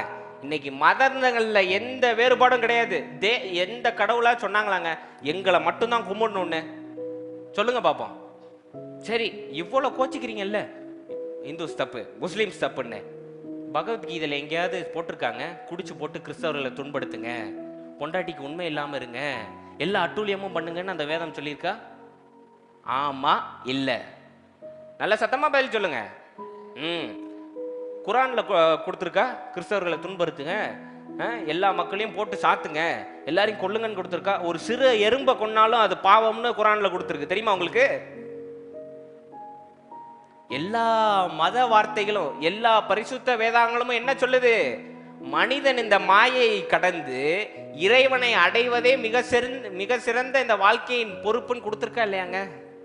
நீங்க படிக்கலன்னா நான் சொல்றேன், எல்லா மத புத்தகத்துங்களையும் எடுங்க, புத்தா எடுத்துக்கோங்க, பகவத்கீதை எடுத்துக்கோங்க, குரான் எடுத்துக்கோங்க, பைபிளையும் எடுத்துக்கோங்க, எடுத்து புரட்டி எல்லாத்தையும் பாருங்க. இந்த மாயை விட்டு மனிதன் தேவன் பக்கம் திரும்ப வேண்டும், அதனை தனக்குள் அறிய வேண்டும் என்பதுதான் எல்லா வேதங்களுடைய மையப்புள்ளி. இதுல எங்கங்க நம்ம வச்சு பிரச்சனை பண்ணிக்கிட்டு இருக்கோம்? இன்னைக்கு 1000 நாமங்கள் அதை வெளிப்படுத்துற விதமா தான் வெளிப்படுத்தின விசேஷத்துல யார் யாரெல்லாம் தேவனை அடைகிறாங்களோ அவங்க தேவனுடைய ஸ்தலத்துல என்ன வாக்கப்படுறாங்க? தூணாக மாற்றப்படுகிறார்கள். இருக்கா இல்லையா? இதோடைய ஆதாரம் எங்க இருக்கு பாசனா, ராமேஸ்வரம் கோயில் போய் பாருங்க. 1212 பில்லருங்க, ஒரு பாயிண்ட்ல மீட் ஆகுது. நான் சொல்றது புரியுதா உங்களுக்கு? 1212 பில்லரு ஒரு டாட்ல. அதோடைய அர்த்தம் என்ன? ஸ்ட்ரக்சரை ஏன் அப்படி கட்டினாங்கன்னா, இறைவனை அடைவதற்கு எத்தனையோ வழிகள் இருக்கலாம், ஆனால் இறைவன் ஒருவரே, தேவன் ஒருவரே, கிரியைகள் வேறு வேறு. அனைவருக்குள்ளும் எல்லாவற்றிலும் இருக்கின்ற தேவன் ஒருவர். சரி, உங்களுக்கு ஒரு எக்ஸாம்பிள் நான் சொல்றேன். எங்க ஸ்கூல் எடுத்துக்கலாம். சாண்டா மரியா ஸ்கூல் தெரியும்ல? சாண்டா மரியா ஸ்கூல் ஆட்சி எல்லாருக்குமே தெரியும். இப்போ சாண்டா மரியா ஸ்கூல்ல எனக்கு விருப்பமான மிக அருமையான டீச்சர்லாம் இருக்காங்க. அருணேசன் சார் இருக்காரு, ஜெனிட்டா மிஸ் இருக்காங்க, ரேவதி மேம் இருக்காங்க, சரண்யா மிஸ் இருக்காங்க, இப்படி பிரின்சி மிஸ் இருக்காங்க, இப்படி எல்லா மிஸ் இருக்காங்க. இப்போ யாராவது கிருபாட்ட நீ எந்த ஸ்கூல்ல படிக்கிறேன்னு, நான் ஜெனிட்டா மிஸ் ஸ்கூல்ல படிக்கிறேன்னு நான் சொல்லுவான். நான் கேட்கறது புரியுதா இல்லையா உங்களுக்கு? அம்மா நீ எந்த ஸ்கூல்ல படிச்ச? அலாயிசிஸா? அலாயிசிஸ்ல படிச்சாங்க. அங்கே நிறைய டீச்சர்ஸ் இருக்காங்க. கேட்கும் போது நான் பானுமதி மிஸ்ட படித்தேன்னா சொல்லுவாங்க, பானுமதி மிஸ் ஸ்கூலில் படித்தேன்னா சொல்லுவாங்க, அலாயிசிஸில் படித்தேன். இன்னைக்கு கிருபாவை கேட்கும் போது என்ன சொல்லுவான்? அருணேசன் சார் கிளாஸில், அருணேசன் சார் ஸ்கூலில் படித்தேன்னா சொல்லுவான், சாண்டா மரியாவில் படிக்கிறேன். சொல்லுவானா இல்லையா? சொல்லுவானா இல்லையாங்க? அது போல தேவன் ஒன்று. அவரை ஸ்தாபிப்பதற்கு வேற வேற இடங்களில் வேற வேற நோக்கங்களில் வந்து இவங்கெல்லாம் தேவனை பற்றி சொன்னவங்க. அவங்களெல்லாம் கேட்கும் போது எங்கேயாவது நான் தான் கடவுள்னு சொல்லியிருக்காங்களா? சொல்லல. எங்களிலும் பெரியவர் ஒருவர் இருக்கிறார், பிதாவானவர் அனுப்பியிருக்கிறார், அவரே மெய்யான தெய்வம், எல்லாரும் இதை தான் சொல்லியிருக்காங்க. அல்லேலூயா, ஆமென். இன்னைக்கு பாதைகள் வேற வேற இருக்கலாம். ஒரு பெரிய பேச்சாளர் ஓஷோ சொல்லியிருக்காரு, மலையோடைய உச்சி ஒன்று தாங்க, ஏறுற வழி வேற வேறையா இருந்தா என்ன? கொடைக்கானல் போயிருக்கீங்களா? போயிருக்கீங்களா? இப்படி தலையாட்டுங்க, இல்லை ஆட்டுங்க, நான் கண்ணை போட்டுருவேன்னா ஆட்டாமல் உட்காந்துருங்க. போயிருக்கோம். திண்டுக்கல் வழியாக போகலாம், பழனி வழியாக போகலாம், மூணார் வழியாகவும் வரலாம். ஆமாம் தானே? மூணார் வழியாக வந்தவனை கூப்பிட்டு நீ பண்ணது தப்பு, அக்கிரமம், அழிவின் பாதையை நோக்கி போய் கொண்டு இருக்கிறான்னு சொல்ல முடியுமா? என்கிட்ட போட அப்படின்ட்டு போயிடுவானா இல்லையா? போவானா இல்லையாங்க? சரி, திண்டுக்கல்ல இருந்தவன பழனியை வந்தவனை கூப்பிட்டு நீ போனதெல்லாம் தப்பு, மதுரை வழியாகவும் போகலாம் தெரியுமா? கொடைக்கானலுக்கு மதுரை வழியாகவும் போகலாம். இப்படி 4 வழியில் இருக்கு. 4 வழியும் சண்டை போட்டுக்கிட்டு இருந்தா என்ன ஆகும்? எப்படியோ கொடைக்கானல் போகிறது தான் முக்கியம். ஆமாவா இல்லையா? ஆமாவா இல்லையாங்க?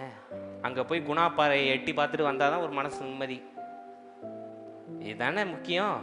இன்னைக்கு கடவுளை அடைகிறது தான் முக்கியம். எந்தெந்த பாதையில் போனால் நமக்கு என்னங்க? சரி, இவ்வளோ கோபம் கொள்கிற நீங்கள், எங்கள் ஐயா ஸ்டேஜில் ஏறி சொல்லுவார், சிவலிஷ்ட ஆய நமக, பஞ்சநாம ஆய நமக சொல்லுவாரா இல்லையா? கேள்விப்பட்டிருக்கீங்களா இல்லையா? அதுக்கு அர்த்தமும் சொல்லுவார்ல. எல்லாம் ஒருத்தரை தானே குறிக்குது, தேவனை தாங்க குறிக்குது. இதில் எங்கங்க நீங்கள் வேறுபாடு பார்த்து இன்னைக்கு சண்டை போட்டுட்டு? இன்னையோட நான் அவனை சொல்கிறேனே, இந்த மத வேறுபாடுகளை என்ன பண்ணணும்? கிறிஸ்தவர்களாக நம்ம உடச்செறியணும், நம்ம வாழ்ந்து காட்டணும். எங்களுக்கு மதமும் கிடையாது, ஜாதியும் கிடையாது, நாங்கள் மனுஷங்களை நம்புறவங்கன்னு கேட்கணும். அந்த எத்தனாவது வருஷம் வந்ததானே அந்த சுனாமி? நோ நோ நோ, நேற்று கேட்டேனே உன்ட்ட. 2004 டிசம்பர் 26 கிறிஸ்மஸ் முடிஞ்ச கையோட சுனாமி வந்துச்சு. பயங்கர பிரச்சனையானுச்சு. ஆமாவா இல்லையா? எல்லாருக்கும் நினைவு இருக்கா? இப்போ கிறிஸ்தவர்கள் இறந்தாங்க, முஸ்லீம் இறந்தாங்க, இந்துக்கள் இறந்தாங்க. அப்போ அதில் ஒரு நல்ல விஷயம் கவனிச்சிங்களா? முஸ்லீம் மக்கள் கிறிஸ்தவர்களுக்கு உதவி செஞ்சதும், கிறிஸ்தவர்கள் இந்துக்களுக்கு உதவி செஞ்சதும், இந்து மக்கள் கிறிஸ்தவர்களுக்கு அடைக்கலம் கொடுத்ததும். இன்னும் சென்னையில் இன்னைக்கு வெள்ளம் வந்தால் கிறிஸ்தவர்கள் உதவி செய்கிறதும், முஸ்லீம்கள் உதவி. இன்னைக்கு சென்னையில் வெள்ளம் வந்தோடனே நிவாரணம் செய்ய போகிறாங்கல்ல, முக்கால்வாசி யாரை நீங்கள் பார்க்குறீங்க? நம்ம முகமதிய நண்பர்கள் தான் நின்று சாப்பாடு பொட்டணம் கொடுத்துக்கிட்டு இருக்காங்களா இல்லையாங்க? அப்போ எங்கங்க போச்சு நம்ம வேறுபாடு? எங்கே போச்சு நம்ம வேறுபாடு? இன்னைக்கு ஒரு ஆக்சிடென்ட் நடக்குது, ரத்தம் கொடுக்க யாரும் இல்லை, பக்கத்தில் ஒரு இந்து நம்பர் இருக்காரு, ரத்தம் கொடுத்துட்டாரு. அந்த ரத்தம் ஏறினா உடனே என்ன பாய்சன் ஏறிடுச்சா இல்ல பிசாசு தான் ஏறிடுச்சா? நான் கேட்கறது புரியுதா இல்லையா? சொல்லுங்க. இன்னைக்கு ஹிந்து, முஸ்லிம், கிறிஸ்டியன் 3 பேரையும் நிறுத்துங்க. 3 பேருக்குள்ளேயும் வேற வேற கலர் ரத்தம் ஓடுதா? ஒரே ரத்தம் தான் ஓடுது, ஒரே சதை தான் ஓடுது. இதெல்லாம் தாண்டி உருவம், கலர் இதுதான் வேற வேறையே தவிர அவங்களுக்குள்ள இருக்கிற ஆத்மா தேவனிடத்திலிருந்து வந்தது தானே. ஏன்னா எல்லாரும் யார் உருவத்தில் உருவாக்கப்பட்டிருக்கோம்? பிதாவின் ரூபத்திலும் சாயலிலும் உருவாக்கப்பட்டிருக்கிறோம். ஒத்துக்கிறீங்களா இல்லையா? அப்போ இன்னையோட இந்த மத வேறுபாடெல்லாம் தூக்கி வெளியே வீசிருங்க. அல்ல இல்லையா? அவங்களுக்கு அதில் நம்பிக்கை இருந்தால் நம்ம என்னங்க பண்ண முடியும்? நம்பட்டுமேன்னு கேட்குறேன். சரி, இன்னும் கொஞ்சம் ஈஸியாக உங்களுக்கு நான் சொல்லி கொடுக்குறேன். இங்கே எத்தனை பேருக்கு பிரியாணி பிடிக்கும்? காலை நேரமாக பார்த்து சரி பிரியாணியோ கை. எத்தனை பேருக்கு ஃப்ரைட் ரைஸ் பிடிக்கும்? ஜோயில் எல்லாத்துக்கும் கை தூக்கக்கூடாது எனக்கு. எத்தனை பேருக்கு கொத்து பரோட்டா பிடிக்கும்? எனக்கு ஒன்று நீங்களா தூக்குங்க. ஓகே சரி. இப்போ 3 வகை இருக்கு. பிரியாணி சாப்பிட்றவங்க ஃப்ரைட் ரைஸ் சாப்பிட்றவங்கள போய் சொல்லாமா, ஏய் நீ தவறு செய்கிற, நீ தப்பான இது பண்ணுற, வயிறு நிறையணும் அவ்வளோதானே. அது பிரியாணியாக இருந்தா என்ன, ஃப்ரைட் ரைஸாக இருந்தா என்ன, பரோட்டாவாக இருந்தா என்ன? ஆமாவா இல்லையாங்க? நோக்கம் ஒன்று தானே. இன்னைக்கு எப்படி ஹோட்டல் போனோன்னு வயசானவங்கெல்லாம் இட்லி வாங்குவாங்க, சின்ன பசங்கள்லாம் நான் பன்னீர் பட்டர் மசாலா வாங்குவாங்க, கொஞ்சம் மிடில் ஏஜ்லாம் என்ன பண்ணுவாங்க, பன்னீர் மஞ்சூரியன் வாங்கி சாப்பிட்றாங்களா இல்லையா? நடக்குதா இல்லையா? அங்கே நின்று என்ன சண்டை போட்டுக்கிட்டு இருக்கீங்களா? எல்லாரும் ஒரே சாப்பாடு தான் சாப்பிடணும், எல்லாரும் ஒரே இதுதான் பண்ணணும், எல்லாரும். ஆச்சி இங்கே இருப்பாங்க, ஹோட்டல் போகிறாங்க, ஆச்சி இட்லி, நம்மால் பன்னீர் பட்டர் மசாலா. ஆச்சி அவனை பார்த்து நீயும் இட்லி தான் தின்னா என்ன பண்ணுவான்? நீங்களே சாப்பிட்டு பில்லை கட்டிட்டு வாங்கன்னு சைக்கிள் ஏறி வந்துடுவானா இல்லையா வீட்டுக்கு? வாங்கய்யா சாப்பிட கூப்பிட்டுட்டு இதான் இருந்தீங்கன்னா கோவம் வருமா வராதா? இன்னைக்கு ஒரு கல்யாண வீட்டுக்கு போகிறோம், பந்திக்கு போகிறோம்னா ஒவ்வொருவரும் ஒவ்வொரு விதமாக சாப்பிட்றோமா இல்லையா? இன்னைக்கு நான் எங்கள் அம்மா ஹேனா 3 பேரும் ஒரே ரத்தம் தாங்க. ஆனால் 3 பேரும் பந்தியில் உட்காந்தா என் இலையில பாதி நான் வைக்க விட மாட்டேன், எனக்கு பிடிக்காது. இதெல்லாம் வைக்காதீங்கன்றுவேன். நிம்மதியாக உட்காந்து சாப்பிட்டுக்கிட்டு இருப்பேன் என்னுடைய சாப்பாடை. அவங்களுக்கு பிடிச்சதை அவங்க வாங்கி சாப்பிட்றாங்க. ஹேனா வாங்கிட்டு எல்லாத்தையும் என் தட்டில் தள்ளிடுவா. இப்போ நான் இங்கே நிறுத்தி ஒரே ரத்தமாக இருக்கும், ஒரே மாதிரி சாப்பிடணும், கிறிஸ்தவர்களாக இருக்கும் அப்படின்னு பேசினா என்ன பண்ணுவாங்க? இலையை மூடி வச்சுட்டு போட அப்படின்ட்டு போயிடுவாங்களா இல்லையா? நடக்குமா நடக்காதா? இன்னைக்கு நீங்கள் அதை தான் பண்ணுறீங்க. இதை பண்ணாதீங்க, அதை பண்ணாதீங்க. கிறிஸ்தவ வழிபட்டாதான் பரலோகம் போக முடியும், கிறிஸ்தவ செஞ்சாதான் இது பண்ண முடியும், இது பண்ணாதான் அது நம்மளே கிறிஸ்தவ வழிபடுறது இல்லை. இதில் எங்கே மற்றவனை பார்த்து கிறிஸ்தவ வழிபடுன்றோம்? இன்னைக்கு எங்க பூஜை பண்ணாலும் அது அவனுடைய நம்பிக்கை, அவ்வளோதான். கடைசியில் தேவன் என்ன பார்க்குறாரு? நீ பூஜை பண்ணுறியா, தேங்காய் உடைக்கிறியா, இல்லை வேளாங்கண்ணி முன்னாடி அப்படியே உருண்டுக்கிட்டு போறியாலாம் பார்க்க மாட்டாரு. நம்புனியா? எந்த ஜனமாக இருந்தாலும், முஸ்லீமாக இருக்கட்டும், இந்துவாக இருக்கட்டும், கிறிஸ்டினா, நம்புறியா? உனக்கு நான் அற்புதம் செய்கிறேன். நம்பலையா? செய்ய மாட்டேன். இதுதான் மேட்ரு. இதை தாண்டி எல்லாத்தையும் அணைச்சு போடுறது என்ன தெரியுமா? அன்பு. வேதத்தில் ஒரு இடத்துல காட் இஸ் லவ்ன்னு இருக்கு. தேவன் அன்பு என்று குறிக்கப்பட்டிருக்கிறது. தமிழ்ல அதுக்கு அர்த்தம் என்ன தெரியுமா? அன்பே. ஹேனா சொல்லிட்டா. தமிழ்ல அன்புக்கு இன்னொரு பேர் சிவம். அன்பே சிவம். தேவன் அன்பாய் இருக்கிறான்றதுதான் அர்த்தம். இதுல என்ன தப்பு? தப்பே இல்லையே. தப்பாங்க? இன்னைக்கு நம்மெல்லாம் இன்னைக்கு ஷலோம் சொல்றோமா இல்லையா? ஷலோம்ன்றது எபிரேய வார்த்தை. அதற்கு அர்த்தம் என்ன? சமாதானம் உண்டாவதாக. தப்பு இல்லையே சொல்றதுல? சொல்றோமா இல்லையா? இன்னைக்கு உங்க மைண்ட் செட்ல இருக்கு பாருங்க, இந்த வார்த்தை இது தப்பு, இவங்க இந்த செய்யறது தப்பு, அது செய்யறது தப்புன்னு. இன்னைக்கு ஆர்சி மக்கள் பார்த்துருக்கீங்களா? கையில ஒன்று வச்சு இப்படியே பண்ணிக்கிட்டு இருப்பாங்களே, என்னது? சூனியம் வச்சுக்கிட்டு இருக்காங்க, ஜாக்கிரதை. சும்மா சொன்னேன், சீரியஸா எடுத்துக்காதீங்க, நான் சும்மா விளாண்டேன். ஜெபம் பண்றாங்களா இல்லையா? அது தப்பாங்க? தேவனுடைய வார்த்தையை 53 தடவை தவறாம சொல்லிக்கிட்டு இருக்காங்க. தப்பே கிடையாது இல்ல? தப்பே. இன்னைக்கு நான் உங்கள்கிட்ட சொல்றேன், 50 தடவை இன்னைக்கு தேவனுடைய வார்த்தையை சொல்லுங்க, 5 தடவையோட முடிஞ்சு போயிடும். சொல்ல மாட்டேன் அதுக்கப்புறம். ஆனால் அவங்க சின்சியரா தேவனோட சொல்றாங்க. ஹிந்துஸ் 108 தடவை செய்யறாங்க. என்னங்க வித்தியாசம்? யார் ஜாஸ்தி நம்புறான்னு தானே? ஆமாவா இல்லையாங்க? ஆமாவா இல்லையா? இன்னைக்கு ரொம்ப ஹிந்துஸ்ல முக்தி அடைஞ்சவங்கலாம் என்ன பண்ணுவாங்க? ருத்ராட்ச மாலை போடுவாங்க. நம்ம கிறிஸ்தவர்களுக்கு ரோசரி போட்டு போறாங்க. எல்லாம் ஒன்று தானேங்க. இதில் எங்கங்க அடிச்சுக்கிறீங்க சொல்லுங்க? இன்னைக்கு நம்மளை மழுங்கடிச்சது இந்த வேறுபாடுகள். நம்மளை ஆட்சி செய்யணும், மக்களை பிரிச்சே வச்சிருக்கணும்னு நினைக்கிற இந்த தீய எண்ணங்கள் கொண்டு இருக்காங்க பாருங்க, அவங்க தான் தப்பே தவிர நம்ம பக்கத்து வீட்டில் இருக்கிற ஹிந்துவா இருக்கட்டும், பக்கத்து வீட்டில் இருக்க முஸ்லீம், அவங்க தப்பே கிடையாது, தப்பே கிடையாது. ஏன்னா அவங்க வேதம் என்ன தெரியுமா சொல்லுது? தேவன் ஒருவரே இருக்கின்றார்னு சொல்லுது. இறைவன் ஒருவராக இருக்கின்றார். அவர் எங்க இருக்கின்றார்னு என்ன தெரியுமா சொல்லியிருக்கு எல்லா வேதத்திலையும்? அவர் நமக்குள் வசித்து கொண்டு இருக்கிறாருன்னா எல்லா வேதத்திலையும் சொல்லியிருக்கு. அல்லேலூயா, ஆமென். அதனால இன்னையிலிருந்து இந்த வேறுபாடெல்லாம் தூக்கி வெளியில போட்டுருங்க. இயேசு கிறிஸ்துவே அந்த ஸ்திரீ வந்து கேட்கும் பொழுது, நல்லா நீ சூப்பரா பதில் சொல்லிட்ட, இப்போ நீ ஞானஸ்தானம் எடுத்து பேரை மாத்தி எனக்குள்ள வா, அப்பதான் நீ சரிப்பட்டு வருவேன்னு சொல்லலை. உங்கள்கிட்ட யாராவது ஜெபிக்க வந்தா, இன்னைக்கு நம்ம டீம் சரியா பண்ணிட்டு இருக்காங்க, எங்க இருந்து யார் ஃபோன் பண்ணாலும் இந்துவா முஸ்லிமான்னு கேட்கறது இல்லை, ஜோம் பண்ணி அற்புதத்தை கொடுத்துட்டு போயிட்டே இருக்காங்க 3 மணி டீம். இதே மாதிரி எல்லாரும் மாறிடுங்க. யாராவது ஜெபிக்க வந்தா, அவங்க இன்னைக்கு உங்கள்கிட்ட ஜெபிக்க சொல்றாங்கன்னா அவங்க மதத்துல வந்து தவறு இருக்கு, நம்ம மதம் தான் பவர்ஃபுல்னு இல்லை, அவங்க அங்க இன்னும் நம்பாம விட்டுட்டாங்க, அவ்வளவுதான். புரியுதா உங்களுக்கு?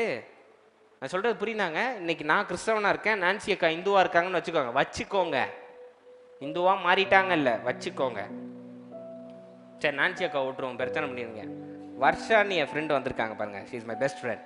அவங்க ஹிந்து, அவன் மனசு சரியில்லை, அதனால என்கிட்ட ஜோம் பண்ண சொல்றாங்கன்னா அவங்க மதம் தப்புன்னு இல்லை, அவங்களால இப்போதைக்கு ஜோம் பண்ண முடியல, நான் ஜோம் பண்ணா கொஞ்சம் நல்லா இருக்குமேன்னு நினைக்கிறாங்க, அவ்வளவுதான். அதை உடனே அட்வான்டேஜ் எடுத்து நீ மூழ்கி ஞானஸ்தானம் பெற்று இன்றிலிருந்து ரகபேக்கால் யாக்கோபு புண்ணிய ஸ்தலத்தில் அப்படி இப்படின்னு எங்கிட்டு திரும்பினாலும் யோசுவா நியூஸை போட்டால் யோசுவா அரெஸ்ட்டுக்கு செய்யப்பட்டார்னு வருது. தயவுசெய்து வைக்காதீங்க பேர்லாம், யோவான் ஸ்நானகன் பேர்லாம் வைக்காதீங்க, பெரிய தலைவலியா இருக்கு. நியூஸ் பார்க்கும்போது அரெஸ்ட் ஆன பேரை பார்த்தா ரூபன் அரெஸ்ட் ஆனார்னு வருது. தயவுசெய்து கொஞ்சம் ஜாக்கிரதையா நடந்துக்கோங்க. அதனால இன்னைக்கு இந்த வேறுபாடு இருக்கு பாருங்க, உடைச்சிருங்க. இனி யாரா இருந்தாலும் சமமா. அது எப்படி பாஸ்டர் நடத்துறது? அது கொஞ்சம் கஷ்டமா இருக்குன்னா ஒன்று சொல்லித்தரேன், நல்லா புரிஞ்சுக்கோங்க. ஒருத்தர் வந்து நம்மளை அப்ரோச் பண்ணி வேற மதத்திலேருந்து பேசுறாங்கன்னா அவங்க மதத்தை விட்டுட்டு அவங்களுக்குள்ள இருக்கிற சாயலும் எனக்குள்ள இருக்கிற சாயலும் ஒன்று அப்படின்றத உங்க மனசுல ஏத்திருங்க. கிளியர் பண்ணிட்டீங்கன்னா இந்த மத வேறுபாடு நமக்கு இருக்காது. அல்லேலூயா, ஆமென், ஆமென். இந்த மத வேறுபாடே வேண்டாம் நமக்கு. மத வேறுபாடு இல்லைன்னு வைங்களேன், சந்தோஷமும் சமாதானமும் நிறைஞ்சிருக்குங்க. எல்லோரும் அன்பு செலுத்துவோம். இன்னைக்கு இயேசு கிறிஸ்து செய்தியில என்ன பேசினார்? மலை பிரசங்கத்துல பேசுறார். எடுத்துக்கோங்க, மத்தேயு 5 எடுத்து வாசிங்க பார்ப்போம். மத்தேயு 5 எடுத்து அவர் சொன்ன அந்த 11 வசனங்களை வாசிங்க பார்ப்போம். 3ஆம் வசனத்துல இருந்து. ஆவியில் எளிமையுள்ளவர்கள் பாக்கியவான்கள், பரலோக ராஜ்யம் அவர்களுடையது. எளிமையுள்ளவர்கள் பாக்கியவான்கள், கிறிஸ்தவர்கள் கிடையாது. நல்லா தெளிவா வாசிங்க. ஆவியில் எளிமையுள்ளவர்கள் பாக்கியவான்கள், பரலோக ராஜ்யம் அவர்களுடையது. துயரப்படுகிறவர்கள் பாக்கியவான்கள், அவர்கள் ஆறுதல் அடைவார்கள். சாந்த குணம் உள்ளவர்கள் பாக்கியவான்கள், அவர்கள் பூமியை சுதந்தரித்துக் கொள்வார்கள். நீதியின் மேல் பசிதாகம் உள்ளவர்கள் பாக்கியவான்கள், அவர்கள் திருப்தி அடைவார்கள். இரக்கம் உள்ளவர்கள் பாக்கியவான்கள், அவர்கள் இரக்கம் பெறுவார்கள். இருதயத்தில் சுத்தம் உள்ளவர்கள் பாக்கியவான்கள், அவர்கள் தேவனை தரிசிப்பார்கள். சமாதானம் பண்ணுகிறவர்கள் பாக்கியவான்கள், அவர்கள் தேவனுடைய புத்திரர் எனப்படுவார்கள். நீதியின் நிமித்தம் துன்பப்படுகிறவர்கள் பாக்கியவான்கள், பரலோக ராஜ்யம் அவர்களுடையது. என் நிமித்தம் உங்களை நிந்தித்து துன்பப்படுத்தி பலவித தீமையான மொழிகளையும் உங்கள் பேரில் பொய்யாய் சொல்வார்களானால் பாக்கியவான்களாய் இருப்பீர்கள். சந்தோஷப்பட்டு களி கூறுங்கள், பரலோகத்தில் உங்கள் பலன் மிகுதியாய் இருக்கும். அல்லேலூயா. இப்போ நீங்க வசனம்லாம் வாசிச்சீங்கல்ல, அந்த குவாலிஃபிகேஷன் பார்த்தீங்களா? தாழ்மை உள்ளவர்கள், எளிமை உள்ளவர்கள், நீதி உடையவர்கள், பரிசுத்தம் உடையவர்கள், சமாதானம் உடையவர்கள், இது எல்லாம் மனுஷர்களுக்குள்ள இருக்கின்ற குணம். இந்த குணம் இந்துக்களுக்குள்ளேயும் இருக்கு, முஸ்லீம்களுக்குள்ளேயும் இருக்கு, எல்லா மனுஷனுக்குள்ளேயும் இருக்கு. அப்படி உள்ளவர்கள் தான் பாக்கியவான்கள், தேவனுடைய ராஜ்யம். இயேசு கிறிஸ்து தெளிவா பேசியிருக்கலாங்க. இப்போ ஒரு கதை ஒன்று இருக்கு. ராமாயணம் 12,000 வருஷத்துக்கு முன்னாடி வந்ததுன்னு, இயேசு கிறிஸ்து 2000 வருஷத்துக்கு முன்னாடி. ஒன்று ராமர் சொல்லியிருக்கலாம், 2000 வருஷத்துல இயேசு கிறிஸ்துன்னு ஒருத்தர் வருவார், யாரும் நம்பிடாதீங்க அப்படின்னு. சரி, 2000 வருஷத்துல பிறந்த இயேசு கிறிஸ்து சொல்லியிருக்கலாம், இவரெல்லாம் நம்பாதீங்க. எதுவுமே அப்படிலாம் சொல்லவே இல்லையேங்க. இவங்கெல்லாம் ஸ்தாபகர்கள், வந்து தேவனை பத்தி ஒருத்தர் இந்த தர்மத்தையும், ஒருத்தர் போர்ல எப்படி தர்மத்தை காப்பதுனோ, ஒருத்தர் எப்படி பாவத்துக்காக மறிச்சு உண்மையா இருக்கணும்ன்றதையும், ஒருத்தர் அன்பு செலுத்துறதை எப்படி காட்டணும், இப்படி ஒவ்வொரு அவதாரங்களும் தேவனால் அனுப்பப்பட்டு செஞ்சு காட்டிக்கிட்டு இருக்காங்க. இன்னுமே செஞ்சுக்கிட்டு இருக்காங்க. அல்லேலூயா. அதனால இந்த வேறுபாடுகள் எல்லாவற்றையும் ஃபர்ஸ்ட் நீங்க வேறுபாடுகள் எடுக்கிறதுக்கு முன்னாடி தேவன் பேசின மலை பிரசங்கத்தை பாருங்க. எல்லோரும் ஒன்று, எல்லோரும் சமம். அல்லேலூயா. ஆமென். கடைசியா நான் முடிக்கிறதுக்கு முன்னாடி ஒரு கதை சொல்லி முடிச்சிடுறேன். இன்னைக்கு ஜோயல் இருக்காப்ல, ஜோயல் தான் கோச்சிக்க மாட்டாப்ல. ஜோயல் வந்து பக்காவான ஹிந்து. அவருக்கு வந்து வீட்டில் திருடுற பழக்கம் இருக்கு அவங்க அம்மாட்ட. சரியா? காசெல்லாம் திருடிடுவார். மோசமான பழக்கமா இல்லையா? 10 கட்டளைகள்ல ஒன்று என்ன? திருடாது, களவு செய்யாது இருப்பாயாக. பயங்கரமா களவு செய்யறாரு ஜோயல். காலேஜ் போற இடத்துல பசங்கள்ட்ட இருந்தாலும் களவு செஞ்சிடுறாரு. இப்போ கிறிஸ்தவனா மாறிட்டாரு. ஞானஸ்தானம் எடுத்து ஜோயல்னு பேரெல்லாம் மாத்தியாச்சு. நாராயணன் இருந்தவரை ஜோயல்னு மாத்தியாச்சு. ஜோயல் கிறிஸ்தவனா மாறி களவு செஞ்சா யாருக்கு அசிங்கம்? பிரச்சனை மதத்து மேலையா, ஜோயல் மேலையா? மாற வேண்டியது என்ன? மதமா, மனசா? சத்தமா யூடியூப்ல உள்ளவங்களுக்கு கேட்கட்டும். மனசு. பக்கத்துல பார்த்து சொல்லுங்க, மனசு சிஸ்டர், மனசு. இன்னைக்கு மதம் மாதிரி பிரயோஜனம் இல்லை. மதமும் மாற்றாதீங்க. வேதத்துல இருக்கு, நான் சொன்னது சரி நிரூபிக்க பரிசேயர்கள் உலகத்தின் கடைசி வரைக்கும் போவாங்கன்னு. அது மாதிரி நீங்க செய்யாதீங்க. இன்னைக்கு மாற வேண்டியது மதம் இல்லை, மனசு. மனசு. குற்றம் செய்வதோ, இச்சையோ, கோபமோ, காம விகாரங்களோ, இதிலிருந்து மனசு திரும்புவதை தான் இயேசு கிறிஸ்துவும் பேசினார். இயேசு கிறிஸ்துக்கு பின்னாடி வந்த பேதுருவும் பேசுகிறார். பேதுருக்கு அப்புறம் வந்த பவுலும் பேசுகிறார். கடைசியில் வெளிப்படுத்தின விசேஷத்தில் அதுதான் கொடுக்கப்பட்டிருக்கிறது. எனவே மாற வேண்டியது மதம் அல்ல, மனசு. திருந்த வேண்டியது மனம் அல்ல, மதம் அல்ல, மனசு. Repent. It not say convert, it says repentance. மனம் திரும்புங்கள் தான் பேதுரு பேசுறார், மதம் மாறுங்கள்னு பேசல. அல்லேலூயா. ஒரு சின்ன கதை நான் சொல்றேன். ஒரு சின்ன சிங்கம் பிறந்திருக்கு. பிறந்த நேரத்துலேருந்து ஆடோடைய கூட்டத்தில் சேர்ந்துருச்சு. அந்த கூட்டத்தோடையே தான் வளருது.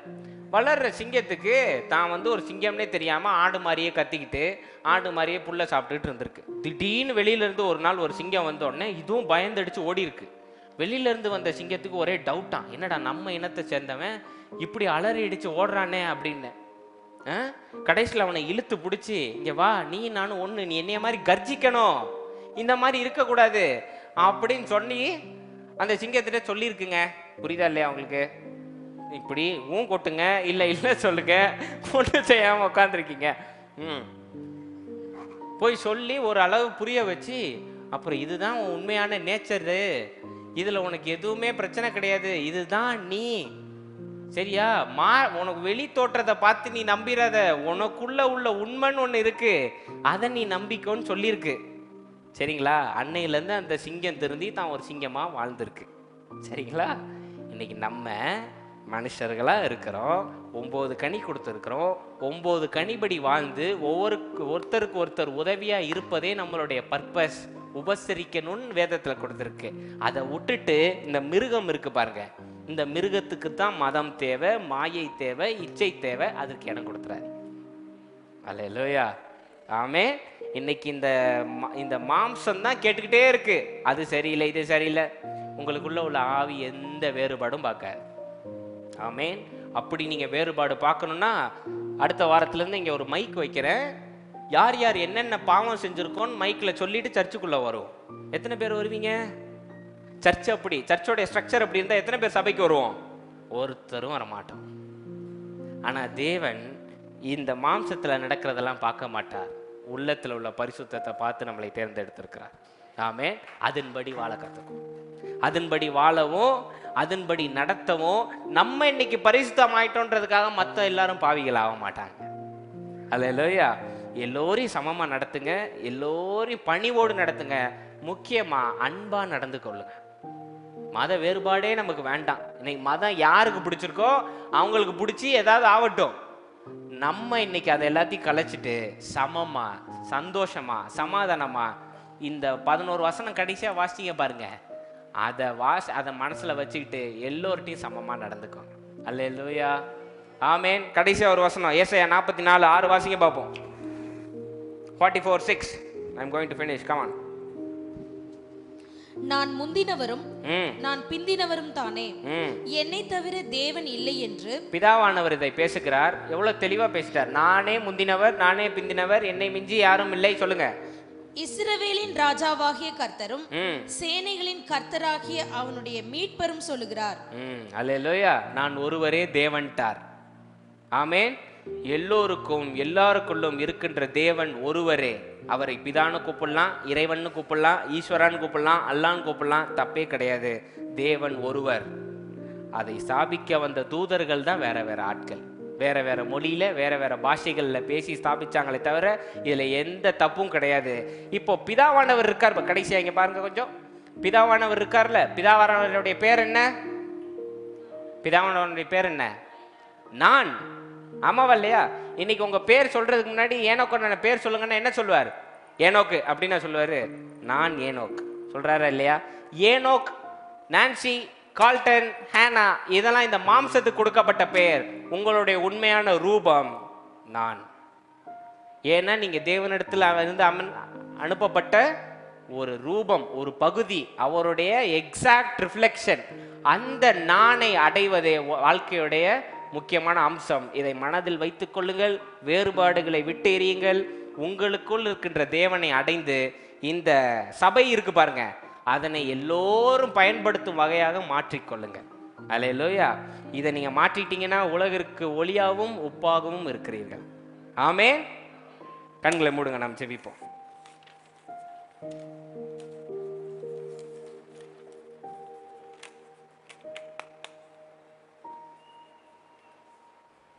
ஜீவனில் அன்பின் தேவனே, வந்த ஒவ்வொருவரையும் நான் ஆசீர்வதிக்கின்றேன். இன்று நாங்கள் கற்றுக்கொண்ட காரியங்களை மனதில் வைத்துக்கொண்டு அதன்படி செயல்பட நீர் உதவி செய்யும். எங்களுக்குள் இருக்கின்ற இந்த மத வெறிகள், கோபங்கள் அனைத்தையும் நீக்கி அனைவரையும் சமமாகவும் அன்புடனும் தயவுடனும் நடத்த நீர் உதவி செய்யும். எல்லோருக்கும் இதனை புரிய வைத்ததற்காக நாங்கள் நன்றி செலுத்துகின்றோம். நீர் பொறுப்பெடுத்துக் கொள்ளும், ஆசீர்வதி. இயேசுவின் நாமத்தில் கேட்கிறேன் ஜீவனில் நல்ல பிதாவே. ஆமென், ஆமென். அல்லேலூயா. கர்த்தர் உங்களுக்கு பெரிய காரியங்களை செய்வார். God bless you. Shalom.